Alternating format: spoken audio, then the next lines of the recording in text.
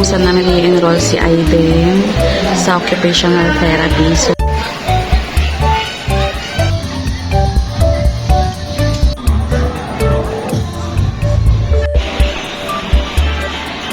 is dapat financially ready ka.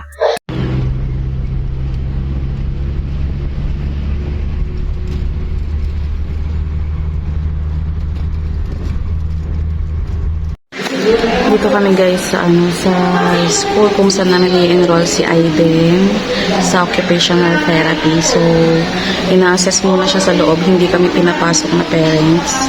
Tapos si daddy nag-CR lang saglit. So, malalaman namin kung ilang beses siya mag-therapy ng isang linggo. So, pagdating namin dito guys, sobrang lakas ng ulan and ngayon tumila naman na. So, anong oras na ngayon? Alauna na guys. Alauna kasi yung schedule namin. So, 15 minutes na siyang nasa loob. Or magta 20 minutes. So, update ko kayo mamaya kung ano yung na-assess sa kanya. And yun. Finally, nakapag-schedule na tayo. Kasi walang slot noon.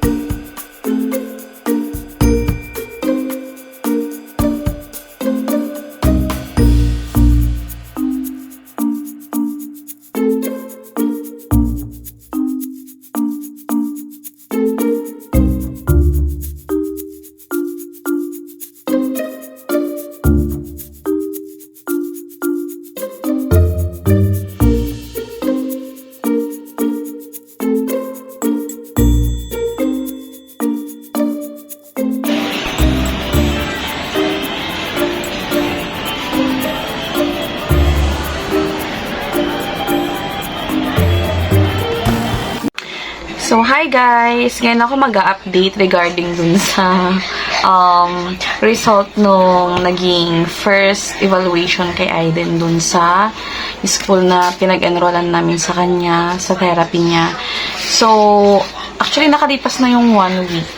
And, kailangan pala talaga namin magkaroon ng doctor dito or para sa kanya na mas malapit dito sa amin. Kasi, di ba sa Manila talaga siya nagpa-assess noon.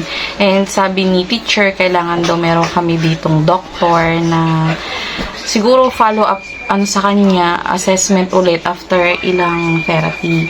So, yun guys, twice a week siyang mag-therapy, occupational therapy,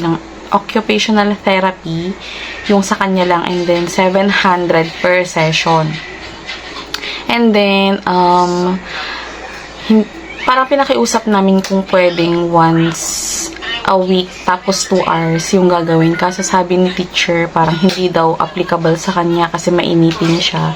So, okay lang naman yun. Ang ano ko lang kasi doon is para sana makatipid sa pamasahe. Kasi, yung biyahe guys is actually 40 to 45 minutes yung biyahe. So, almost 1 hour din kapag medyo may traffic. Kaya, ayun. And, nagpa-schedule na kami dun sa bago niyang doctor ngayon, which is yung follow-up assessment sa kanya sa June 19. So, yun. Magpapa-ano kami doon. Malapit lang dito sa amin din. And, yun guys, at least, mag-start na kami and kumbaga, parang meron kaming achievement na nagawa as parents niya kasi ang hirap kumuha ng slot, guys. Ang hirap talagang kumuha ng slot dun sa therapy niya. And, may nagsabi din sa amin na may malapit kasing therapist din dito. Kung pwede siya, school na nag-therapy, kaso kasi parang hindi ko feel or bet yung school. Hindi ko pa naman siya napupuntahan, pero kasi parang dun sa school niya ngayon na pinag-enrollan namin sa kanya is mas confident ako kasi meron akong kakilala na doon nag-therapy yung anak niya and okay na siya ngayon. Kumbaga, mother's instinct ba? Yung ano ko ginawa ko kasi syempre para ano rin, kumbaga bukas sa loob mo na doon siya. Basta sinunod ko lang yung instinct ko. And okay naman. So, yun. I-update ko na lang ulit kayo sa journey niya, sa pag-therapy niya, occupational therapy. And, i-update ko din kung meron siyang naging improvement. Kasi after naman ng session, isini-explain sa amin yung mga bagay-bagay na ginawa niya, kung may improvement ba. Ganon. So, yun. And sa mga mommies na mga awesome mom, so, ayun, mag-comment lang kayo dyan or kung gusto niyo magtanong sa akin, re-replyan ko kayo, okay? So, yun. Nakaligo na ako and inaantay ko na siya matapos maglaro din, matutulog na kami. So, good night guys. So, go-vlog ulit tayo bukas. Bye! Okay, so, Aiden is making a domino effect. What? Be careful. So, ayan. Binilang ko siya nung Jenga ang tawag ata dito. Siya nagsabi sa akin na may Jenga. And, naglaro na kami kanina nun. Tapos, ngayon, iba naman yung lalaroin niya. Okay, yan. There's Jenga anywhere, and it can see what a big donut. So, tignan natin kung We did it. Now it's time to see the roll. Okay. Wait. One. Oh. Be careful. You can see the roll. Oh, yeah. Oh, wait. Abangan natin. Naku, baka magkamali ka dyan. Oh, no, this is a super ball. Oh, no. Okay, let's try. Let's see. Oh. Go! Oops! Okay, once again. You do it again. But that's too far.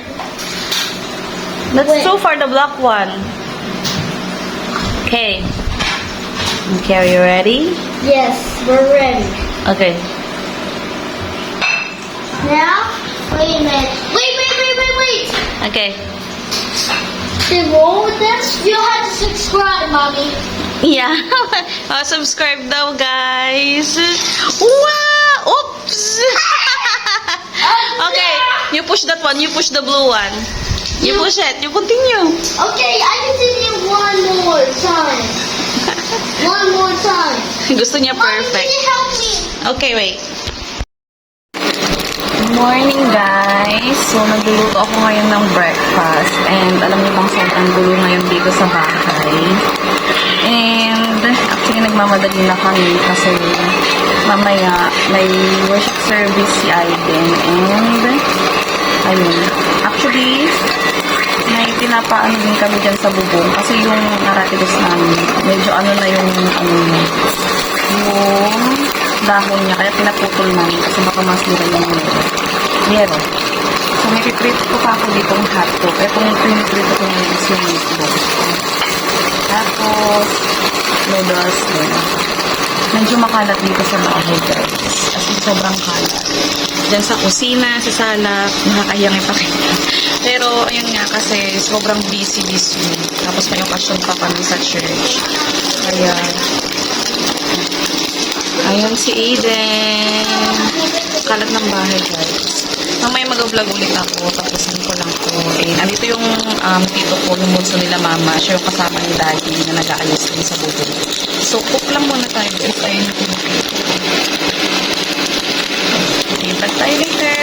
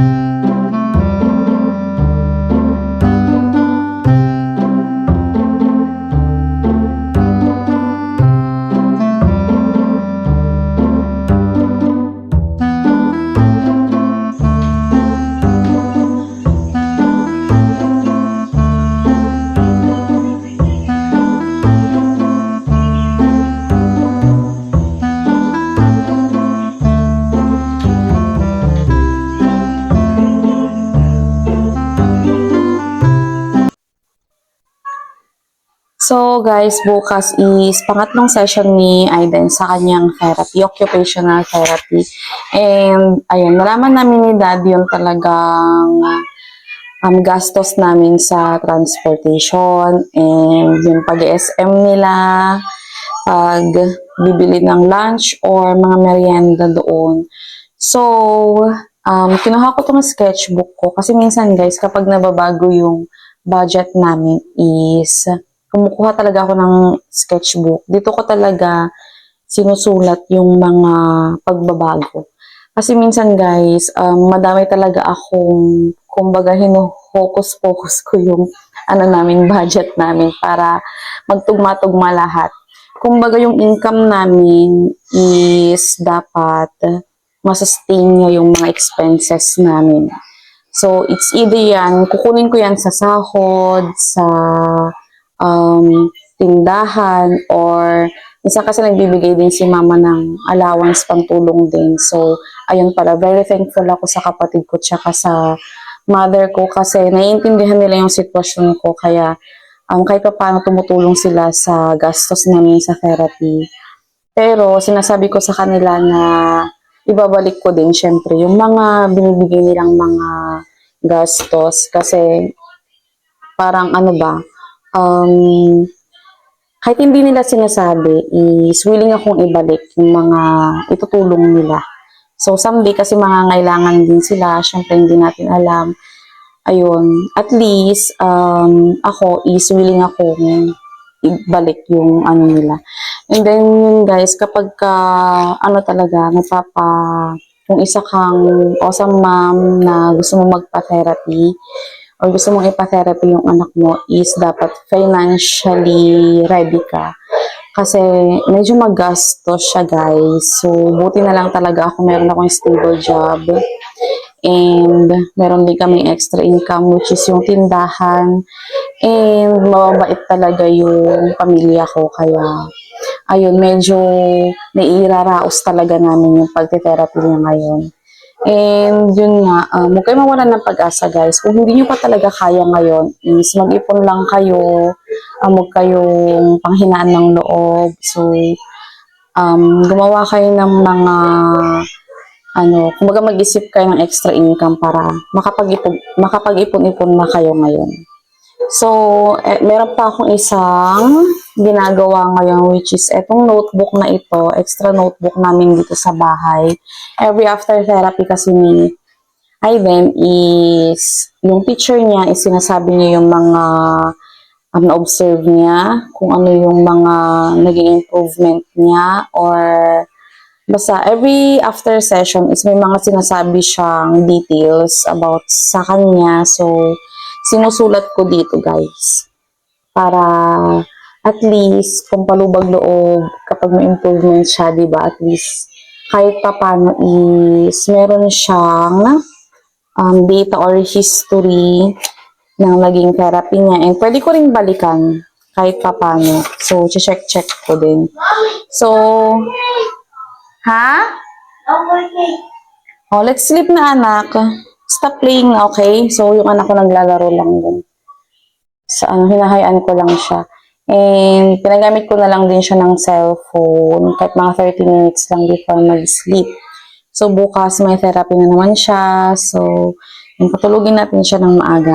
And kami ni Daddy is, ayan, meron na naka-ready na yung blank paper para sa aming pagbabudget. So, kailangan dalawa talaga kami na mag-budget dito. Okay. So, yun guys. Hanggang dito na lang yung vlog ko. And thank you for watching. So, sa mga next vlog, may mga awesome mom ka. So, baka may mga ma-share pa ako dun. So, abang-abang lang kayo. Weekly ako mag-upload ng weekly vlog every Saturday. So, yun guys, yung vlog natin for this week. So, thank you for watching. Bye!